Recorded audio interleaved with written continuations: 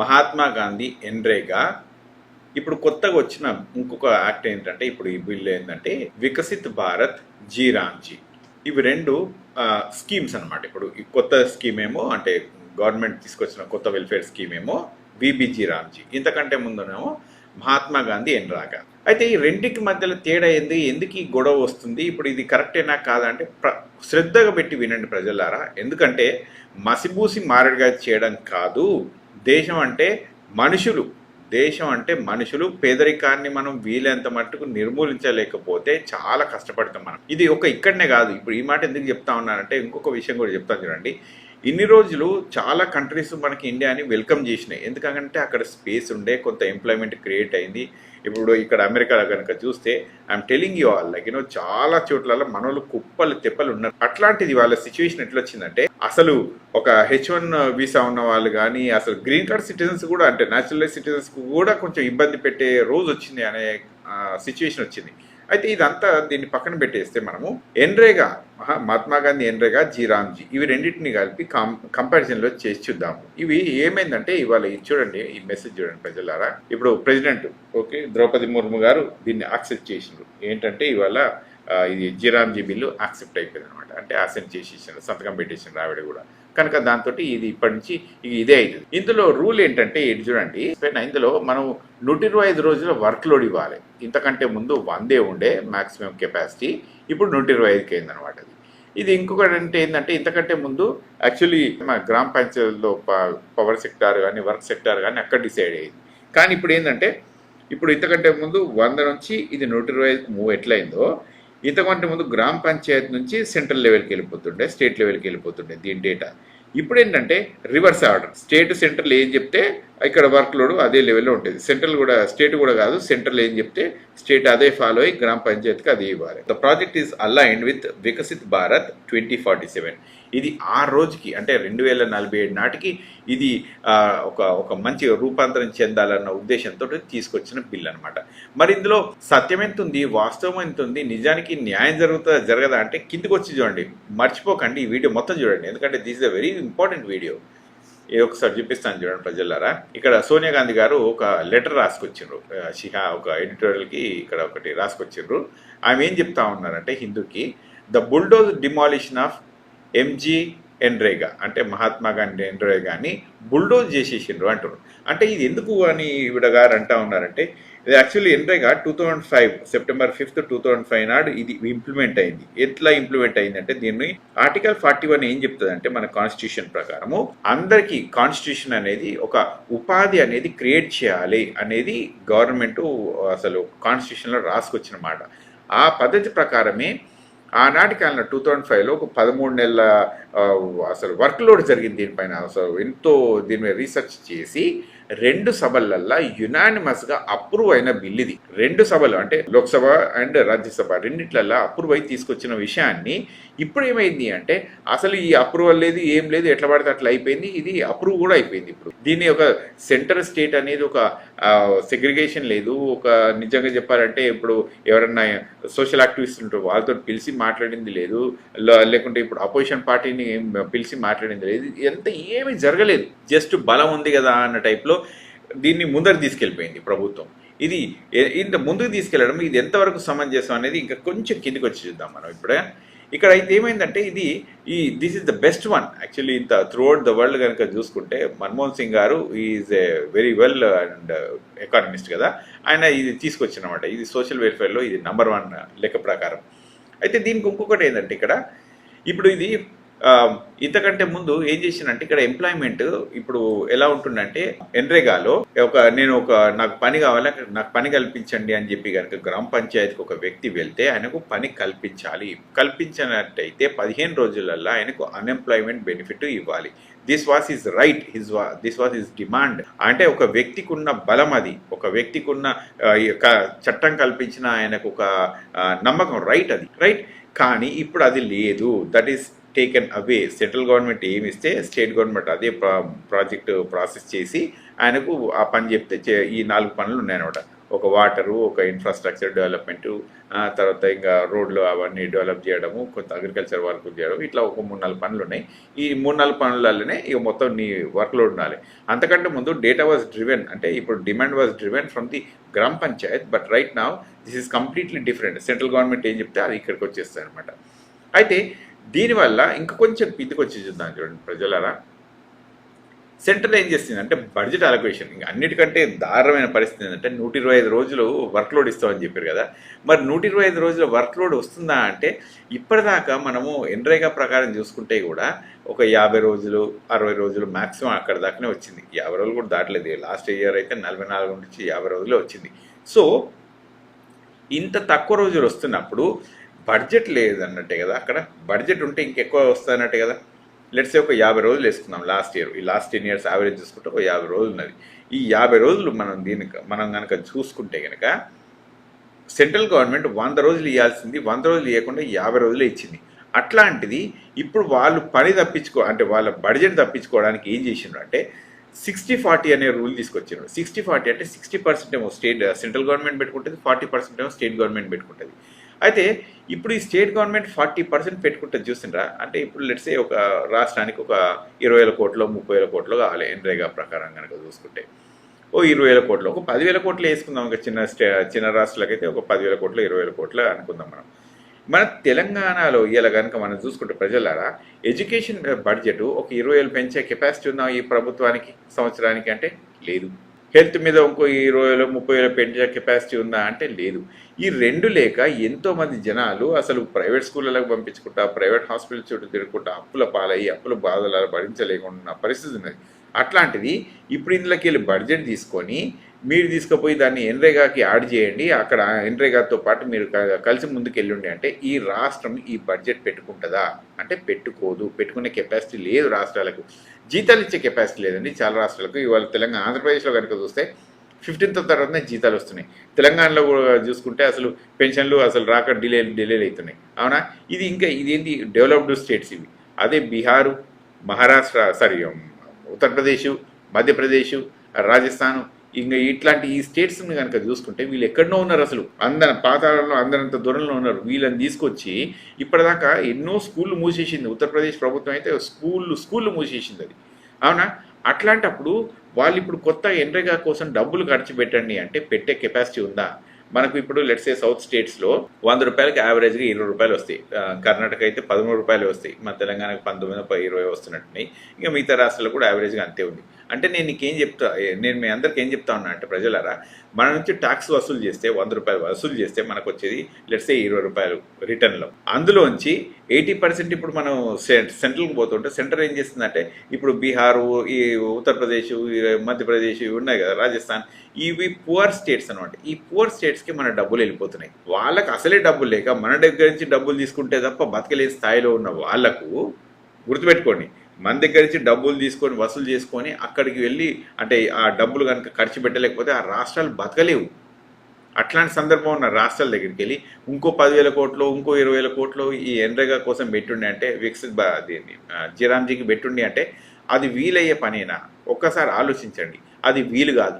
వీలు కానప్పుడు ఏమన్నట్టు, పేదవాడికి ఇంతకంటే ముందు రైట్ టు వర్క్ అనే కెపాసిటీ అంటే ఆర్టికల్ 41 ప్రకారం కాన్స్టిట్యూషన్ ఇచ్చిన బలమైన ఒక వెపన్ ఏంటంటే you have a right to work.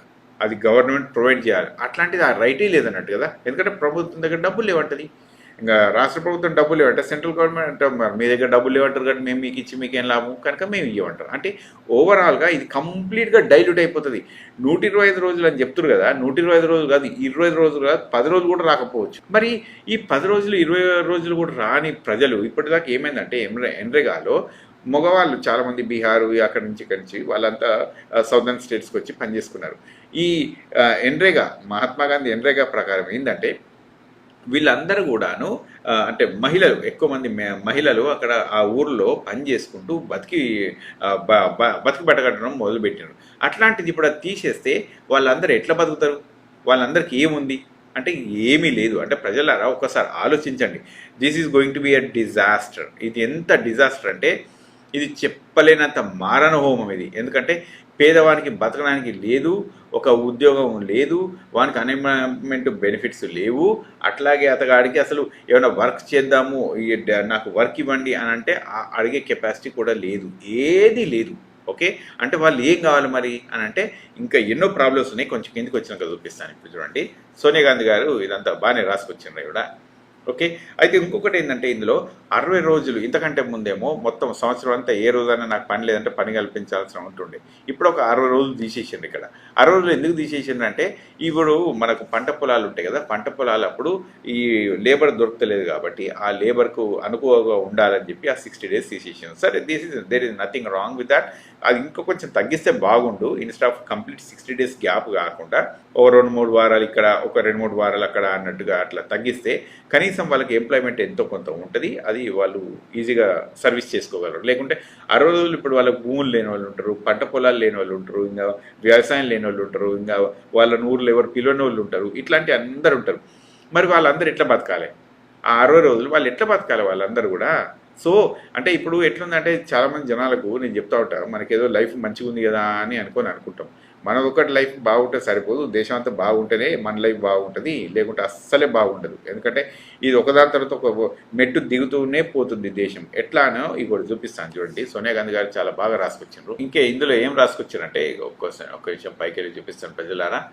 ఇప్పుడు వేజ్ ఆల్రెడీ మీకు చెప్పినాను కదా, జీతాలు అసలు తక్కువైపోయినాయి. ఇప్పుడు 90-10. ఇది ఏంటంటే ఇంతకంటే ముందు 90 రూపీస్ ఉంటుండే. ఇది సెంట్రల్ బడ్జెట్, స్టేట్ బడ్జెట్ ఏమో 10 రూపీస్ ఉంటుండే. సో 90-10 రేషియోస్లో ఉంటుండే కాబట్టి ఎంతో కొంత ఇది ముందుకెళ్ళింది. ఇప్పుడు 90-10 కాకుండా ఇది 60-40 వస్తే ఇది అయ్యే పని కాదన్నట్టు. కనుక ఎవరు డబ్బులు బెటర్ ఇక్కడ. తర్వాత ఇంకొంచెం కిందకి వచ్చి చూపిస్తాను. మీకు టాప్ డౌన్ కూడా చూపించాను సార్. సో ప్రజలారా, ఇది ఇక్కడనే అయిపోలేదు. ఇది ఒక్కటే దెబ్బతింటుందా అంటే ఇప్పుడు ఎంప్లాయ్మెంట్ను దెబ్బతీస్తే చాలా విషయాలు దెబ్బతీసినట్టే. ఇప్పుడు మనకు SIR పెట్టి ఎంతోమంది ఓట్లే ఎగిరిపోయినాయి. రైట్ టు ఎడ్యుకేషన్ అనేది ఉండాల్సింది అసలు చాలా చోట్లల్లో చాలా స్కూల్స్ను ఎత్తేసిండ్రు. కనుక అది వెళ్ళిపోయింది. సరే, ఇది అయిపోయింది కదా. రైట్ టు ఇన్ఫర్మేషన్ అంటే రైట్ టు ఇన్ఫర్మేషన్లో కూడా ఇప్పుడు DPDP యాక్ట్ తీసుకొచ్చి దాంట్లో డేటా లేకుండా చేసేసిండ్రు. ఇట్లా ఇంకా కొన్ని కూడా సోనియా గాంధీ గారు బాగా రాసుకొచ్చిండ్రు. ఇప్పుడు ఫారెస్ట్ కన్జర్వేషన్ యాక్ట్ కూడా ఇక ఇప్పుడు అసలు అది పనికి రాకుండా పోయింది అనమాట. అంటే ఏది ఎట్లన్నా తీసుకోవచ్చు, ఫారెస్ట్లు కొట్టేయచ్చు. అరవల్లి ఉంది కదా, ఇప్పుడు ఆ పద్ధతి ప్రకారం కొట్టేసుకుంటా ముందుకు వెళ్ళిపోవచ్చు అనమాట. ఇంకా కొంచెం కిందికి వచ్చి చూస్తే ప్రజలారా, నేషనల్ గ్రీన్ ట్రైబ్యునల్ యాక్ట్ ఇది కూడా ఇంకా అసలు వీక్ అయిపోయింది. ఇక నెక్స్ట్ స్టెప్ వచ్చేసి ఏంటంటే నేషనల్ ఫుడ్ సెక్యూరిటీ యాక్ట్. ఇక ఇది కూడా నెక్స్ట్ బ్లాక్లో ఉన్నది, ఇది కూడా ఎగిరిపోతుందని చెప్పి సోనియా గాంధీ గారు రాసుకొచ్చిండ్రు. సరే, ఇది ఇక్కడ దాకా అయింది కదా. ఇప్పుడు మనం పాతదాన్ని కొత్తదాన్ని మనం చూసుకుంటే కనుక కొంత కంపారిజన్లో చూడండి. ఇక్కడ నేచర్ ఆఫ్ గ్యారంటీ. ఓకే, అందరికీ ప్రతి ఒక్కరికి ఒక హక్కు ఉంటుంది. అయితే ఇక్కడ ఏమైందంటే ఇది డిస్క్రిషనరీ. ఎందుకు ఇది డిస్క్రిషనరీ అంటే ఇది సెంట్రల్ గవర్నమెంట్ మాత్రమే వాళ్ళు యూజ్ చేస్తారు. ఇంకా వాళ్ళు ఏం చెప్తే అందులోనే ఉండాలి.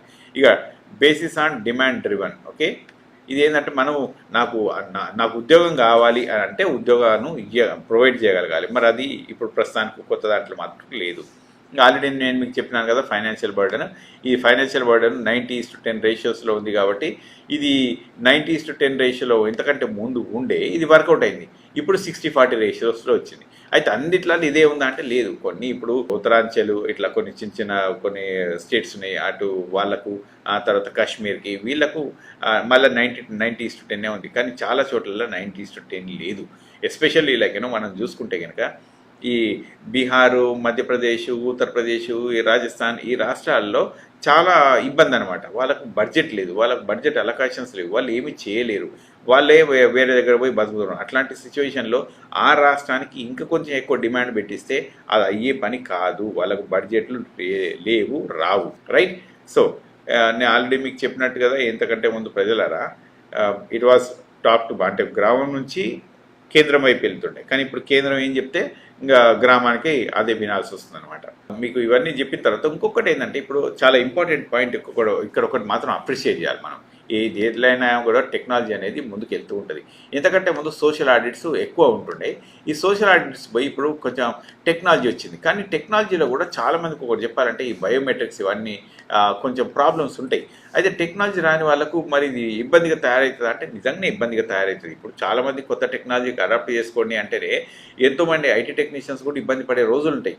అట్లాంటప్పుడు వాళ్ళు కాకుండా ఇంకా ఎక్కువ ఇప్పుడు గ్రామాల్లో ఉండే వాళ్ళకు ప్రాబ్లం ఫోన్లు కూడా ఉండే ఇంతకంటే ముందు 10 రూపాయలకు వచ్చేస్తుండండి రీఛార్జ్. ఇప్పుడు అట్లాంటిది పోయి 200 రూపాయలకు రీఛార్జ్. అంటే ఒక డేలో ఆయన అంటే ఒక నెలలో నెల రోజుల ఒక రోజు జీతం అనేది ఫోన్కే పోతుంది. అంటే ఈ టెలికాం కంపెనీస్ ఒక వ్యక్తి జీవితంలో ఒక రోజు తీసేసుకుంటున్నారు, అంటే చిన్న పువర్ మ్యాన్ది. అట్లాంటిది ఎంత కాస్ట్లీ అనమాట ఒకసారి ఆలోచించండి. చాలామందికి టాపప్ చేసుకోవడానికి ఉండదు, డబ్బులు ఉండవు, వాళ్ళకి టెక్నాలజీ వాడడం రాదు, ఇవి కూడా ఉంది. అయితే ఇది మరి దీన్ని మనం సరి చేసుకుంటే ముందుకు వెళ్ళొచ్చా అంటే I think we can do.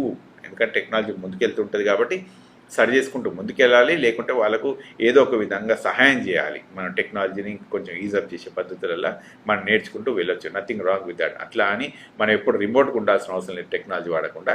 కానీ టెక్నాలజీ వాడుతూ వాళ్ళకు రాని వాళ్ళకు ఇంకా సహాయంగా మనం ఎట్లాగా చేయవచ్చో అట్లాగా చేసుకుంటూ ముందుకెళ్ళగలిగితే బాగుంటుంది. సో ఇవి కొన్ని ఇట్లా ఉన్నాయి. ఇంకా కొంచెం ఎక్కడ రాసుకొచ్చినట్టు ప్రజలారా మీకు ఇదొక్కటిసారి చూడండి. ఇప్పుడు పేదవాళ్ళకు డబ్బులు ఇవ్వమంటేనేమో ఇయ్యరు. పేదవాళ్ళకు డబ్బులు ఇవ్వండి, ఇక ఇట్లా దీన్ని మన దీన్ని ఇప్పుడు మన ఎన్రేగాకి డబ్బులు ఇవ్వండి అంటేనేమో ఇవ్వరు. కానీ అదానికి చూడండి ఏమేమి ఇచ్చారో. ఇప్పుడు ఒక చిన్న శాంపుల్ అనమాట. HDIL ఇగో ఈ బ్యాంకు ఈ అదాని ప్రాపర్టీస్ కొంటే ఇది 7,795 కోట్లకు అదాని ఎంత కట్టినో చూడండి. 285 కోట్లు కట్టిండు. ఇట్లా 285 కోట్లు కడితే ఒకసారి ఆలోచించండి ప్రజలారా, ఈ ప్రపంచంలో ఎవరైనా రిచ్ అవుతారు. ఇక ఆయనే కాదు, నాకు ఎవరైనా 7,000 కోట్లు ఇచ్చేసి నేను ఒక 300 కోట్లే కట్టేస్తా, మిగతా 7,500 కోట్లు నాయి అని అంటే నేను రిచ్ కాకపోతే ఏమవుతారు? ఇది ఒక బ్యాంకేనా? ఇక చూస్తుంది కింద రేడియస్ ఎస్టేట్స్ వాళ్ళు అదాని దీన్ని గుడ్ హోమ్స్ 1,700 కోట్ల లోన్ తీసుకుంటే ఈ పుణ్యాత్ములు 76 కోట్లే కట్టిరు. 1,700 కోట్లు తీసుకుంటే 76 కోట్లు. అట్లాగే నేషనల్ ర్యాంక్ కార్పొరేషన్లో అదాని ప్రాపర్టీస్ 1,100 కోట్లు అయితే 160 కోట్లు కట్టిండ్రు. అంటే ఇది చూడండి 96%, ఆల్మోస్ట్ 95% అంటే 100 కోట్లు తీసుకుంటే నువ్వు 5 కోట్లు కడితే సరిపోతుంది. మిగతా 95 కోట్లు అదానికే వెళ్ళిపోతాయి. ఇట్లా నా రిచ్ అయ్యేది, ఇట్లా నా జనాలను మోసం చేసుకొని తినేది. పేదవాడికి ఏమో తిండే దొరకలేదు. ఇక ఈ దరిద్రులకేమో అసలు ఎంత పడితే అంత డబ్బులు ఇచ్చుకుంటూనే పోతా ఉన్నారు. అసలు అంటే ఏ లెక్క ప్రకారం ఇస్తూ ఉన్నారు? ఇది ఏ ప్రకారం నడుస్తూ ఉంది ఈ దేశంలో? నాకు అర్థం కాని విషయం. అంటే ప్రజలు చూస్తూ ఊరుకుంటుంటారా? అంటే ఈ గుడ్డి భక్తి దేనికోసము, ఈ గుడ్డి మాటలు దేనికోసం అంటే ఆలోచించాల్సిన అవసరం లేదా? 90% అసలు డబ్బులు కట్టాల్సిన అవసరం లేదు. పెద్ద పెద్ద కార్పొరేట్స్ ఎన్రేగాకు మాత్రం అసలు డబ్బులే ఉండట్లేదు, వాళ్ళకు బతుకుదేరువే ఉండట్లేదు, వాళ్ళకి అసలు కనీసం తినడానికి తిండి ఉండట్లేదు. అంటే ఎక్కడికి వెళ్ళిపోతుండ్రు, ఏం చేస్తున్నారు అనేది ప్రజలు ఆలోచించుకోవాలి. ఇక్కడ అయిపోలేదు. ఇక మనం అదాన్ని చూద్దాం. ఇంకోటి ఈయన ఎన్విరాన్మెంట్ లా, ఓకే, ఈయనకి ఎన్విరాన్మెంట్ లా మార్చేసి జార్ఖండ్లో పవర్ ప్లాంట్ పెట్టించారు.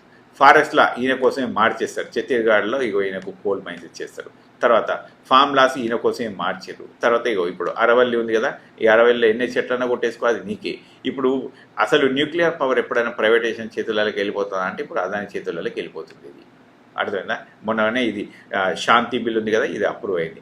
అదానికి ఇగో బీహార్లో ఒక 1000 ఎకరాలు ఇచ్చి ఒకటే రూపాయికి 1000 ఎకరాలు ఇచ్చింది. ఈయన ఏం డెవలప్ చేస్తారు భయ్? 1000 ఎకరాలు 1 రూపాయికి ఇచ్చి ఏం డెవలప్మెంట్ చేస్తారు? అసలు ఏం చేయాలనుకుంటారు? ఇది దీనివల్ల ఏమవుతుంది అనుకుంటారు? మీరు ఒకసారి ఆలోచించాలి ప్రజలారా. ఓకే, ఎట్లా పడితే అట్లా ఇచ్చుకుంటూ పోతా ఉన్నారు. ఇక ఎయిర్పోర్ట్లు ఇక అది చెప్పనే వద్దు. ఇక వేరే కోట్లు ఉన్నాయి అక్కడ. మీకు ఇంకో విషయం చెప్తా. ఎయిర్ ఇండియా టాటా వాళ్ళు 60,000 కోట్ల విలువైన ప్రాపర్టీని టాటా మొత్తం ఎయిర్ ఇండియాని 3,000 కోట్లకు ఒక డీల్ కుదిరింది. 3,000 కోట్లల్లో టాటా వాళ్ళు పెట్టింది 150 కోట్లు మాత్రమే, మిగతా అంతా లోను. అంటే 60,000 కోట్ల ప్రాపర్టీకి 150 కోట్లు ఇచ్చేసి అసలు తీసేసుకుంటే ఇది దేశం ఎట్లుంటుంది? దేశంలో ఇంకా మిగతా జనాలు ఎట్లా బతుకుతారు? మిగతా జనాలు? ట్యాక్స్ పేయర్స్ అందరూ ఇప్పుడు మిడిల్ క్లాస్ బాగా సఫర్ అవుతుంది. ఇది అర్థమైతలేదా? పుట్టి రిలీజియన్ మీదనే ఎగిరిపోయి మాట్లాడుకుంటూ కూర్చుంటే సరిపోతుందా? ఒకటే మాట గుర్తుపెట్టుకోండి. ఇన్నేళ్ళు ఒక 20 సంవత్సరాల నుంచి, నాకు తెలిసిన 20 సంవత్సరాల నుంచి అమెరికాలో చూస్తూ ఉన్నా. America gave a lot of buffer Indians. చాలా మంది వచ్చి సెట్ అయిపోయినారు, ఏదో చేసేసుకున్నారు, బతికిపోయినారు. ఇప్పుడు ఆ రోజు లేదు. ఇప్పుడు ఆ బఫర్ సిస్టమ్ అనేది అమెరికా కాదు, కెనడా, ఇప్పుడు న్యూజిలాండ్, ఆస్ట్రేలియా, ఇట్లా ఇంగ్లాండ్, ఏ దేశం చూసుకున్నా స్పేస్ లేదు. మనకు వాళ్ళకే ఎంప్లాయ్మెంట్ లేనప్పుడు మనకేం ప్రొవైడ్ చేస్తుంది? ఒకసారి ఆలోచించుకోండి. సో ఇది ఇట్లుంది. తర్వాత ఇంకొంచెం కిందికి వచ్చి కూడా చూపిస్తారు ప్రజలరా. అయ్యా ఇప్పుడు ఒక అదానికి ఇది ఇచ్చినాం అంటున్నాను కదా, ఇగో ఇది ఇన్ ద లాస్ట్ 5 years అంటే ఒక 5 సంవత్సరాల్లో 10,60,000 కోట్లు right of Indian banks right of చేసినాయి, గింతగానం చేసినాయి ఈ లాస్ట్ 5 ఏళ్ళల్లో. ఏంది ఇది? 10 లక్షల కోట్లు రుణమాఫీ చేస్తారండి ఎక్కడన్నా పెద్ద పెద్ద కంపెనీలకు. వీళ్ళు ఇక రిచ్ కాకపోతే ఏమవుతారో ఒకసారి ఆలోచించండి. ఇంట్లో అందరు ఉంటారు, మరి ఎవరు ఉంటారు? అంబానీ, యాదాని, ఈ బ్యాచ్ అంతా ఉంటుంది. ఇక పెద్ద పెద్దోళ్ళు ఉంటారు వీళ్ళంతా. వీళ్ళందరికీ లక్షల కోట్లు, 10 లక్షల కోట్లు మొత్తం రుణమాఫీ చేసేస్తారు వీళ్ళు. ఇక వీళ్ళు రిచ్ కామంటే ఎందుకు గారో ఒకసారి ఆలోచించుకోవాలి ప్రజలరా. ఇవన్నీ ఇది ఒక్కసారి చూడండి. ఇంకొకటి కూడా ఒకటి రాసుకొని వచ్చింది. ఇది ఏంటంటే ఈ లాస్ట్ 10-20 yearsలో ఇప్పుడు మనకు ఎన్రేగా ఉంది, మహాత్మా గాంధీ ఎన్రేగా. యావరేజ్కి ఎంత వచ్చినాయంటే ఇగో 40, 42, 43, 48 ఇట్లా 50 రోజులు దాటిన దాఖలాలు చాలా తక్కువ ఉన్నాయి. అంటే మనం ఎంత యావరేజ్ చేసుకుంటే కూడా 50 రోజులు దాటలేదు ఇప్పటిదాకా. ఇదేంది? 90% of the budget central government ఇస్తే, అట్లాంటిది ఇప్పుడు సెంట్రల్ గవర్నమెంట్ 60 ఇచ్చి స్టేట్ గవర్నమెంట్ 40% పెట్టుకోమంటే ఈ వీళ్ళు డబ్బులు తగ్గించేసేసి 125 రోజులు ఇస్తా అంటారు. డబ్బులు ఇయ్యడు, 125 రోజులు ఇస్తారట. అరే డబ్బులే ఇవ్వవు, నువ్వు 125 రోజులు పని ఎట్లా ఇస్తావు భయ్? నాకు అర్థం కాదు. డబ్బులు ఇస్తలేవు నువ్వు, 125 రోజులు నేను పనిస్తా అని ఏ బేసిస్ మీద చెప్తున్నావు ఒకసారి ఆలోచించుకొని చెప్పాలి. ఇదంతా ప్రజలారా. వీళ్ళు 45% ఈయన పైసలు ఇస్తా అని అనలేదు ఇప్పటిదాకా. స్టేట్స్ అయిపోయి కూడా నేను 40% నేను దీనికి పెడతా అని చెప్పలేదు. అట్లాంటప్పుడు ఈ బిల్ ఎట్లా అప్రూవ్ అవుతుంది? ఏ పద్ధతి ప్రకారం అప్రూవ్ అవుతుంది? స్టేట్స్ అన్నిటితో మాట్లాడినావా? మాట్లాడలేదు. వాళ్ళు 40% ఇస్తా అన్నారా? అప్రూవ్ చేసినరా? మరి ఎవరేం చేయలేదు.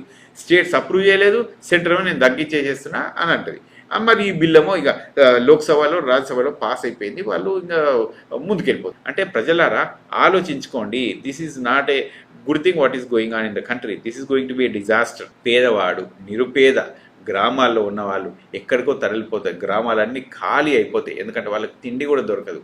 అట్లాంటి సందర్భంలో వాళ్ళు సిటీలలో కనుక వాళ్ళు అక్యూములేట్ అయ్యి ఉంటే సిటీలు కూడా ఓవర్ బర్డెన్ అవుతాయి. వాళ్ళు బతుకుదేరు రాదు. ఎన్నో రోగాలు ఇవి అవి వస్తూ ఉంటాయి. టీబీ ఎంతో మందికి ఉంటుంది ఇండియాలో, చాలా మందికి టీబీ ఉంటుంది. ఎందుకంటే అసలు స్పేస్ లేక వాళ్ళందరికీ ఆ ప్రాబ్లమ్స్ వస్తూ ఉంటాయి. అట్లాంటిది వాళ్ళంతా ఊరంతా వదిలిపెట్టేసి వాళ్ళు ఎక్కడనో పోయి బతుకుతే వాళ్ళు ఎట్లా బతుకుతారో ఒక్కసారి ఆలోచించండి. నేనైతే నా వంతు ప్రయత్నంగా ఈ వీడియో చేసినాను. దయచేసి ఆలోచించండి. This is not good. ఎన్రేగాని ఈ లెవెల్లో దెబ్బతీస్తే ఆర్టికల్ 41 అనేది నిజంగా దెబ్బతింటున్నట్టు, కాన్స్టిట్యూషన్ నిజంగా దెబ్బతింటున్నట్టు, రైట్ టు వర్క్ అనేది ఒక పేదవాడికి దగ్గర నుంచి నోటి నుంచి అన్నం ముద్ద మనం తీసేస్తున్నట్టే. ఇది దేశానికి మంచిది కాదు. దయచేసి ఆలోచించండి.